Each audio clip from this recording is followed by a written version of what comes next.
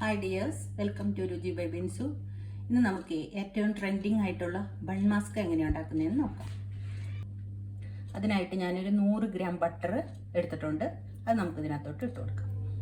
ഫ്ലേവറിന് വേണ്ടിയിട്ട് ഞാനിവിടെ ഒരു ഏലക്കായും ഒരു കഷ്ണം പട്ടയും ഒരു ഗ്രാമ്പും കൂടെ പൊടിച്ചെടുത്തതാണ്. അതും ഇട്ട് കൊടുക്കാം. ഇതിൽ നമുക്ക് കുറച്ച് മിൽക്ക് മെയ്ഡ് കൂടെ ചേർക്കാം. ഇത് നമുക്കൊരു വിസ്ക് വെച്ച് നല്ലതുപോലെ ഒരു ക്രീമി ടെക്സ്ചർ ആക്കിയിട്ട് എടുക്കാം.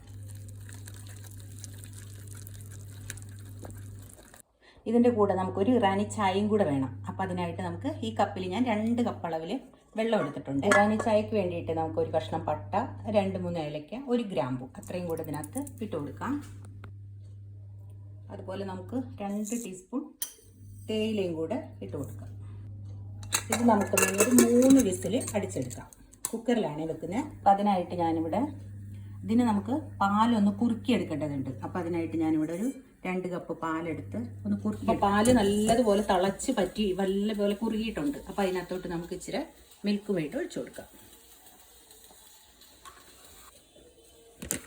പിന്നെ നമുക്ക് ബണ്ണ് കട്ട് ചെയ്ത്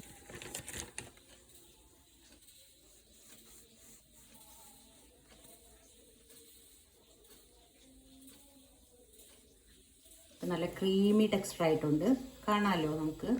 ഇത് നമുക്ക് ഇതിനകത്തോട്ട് തേച്ച് കൊടുക്കാം.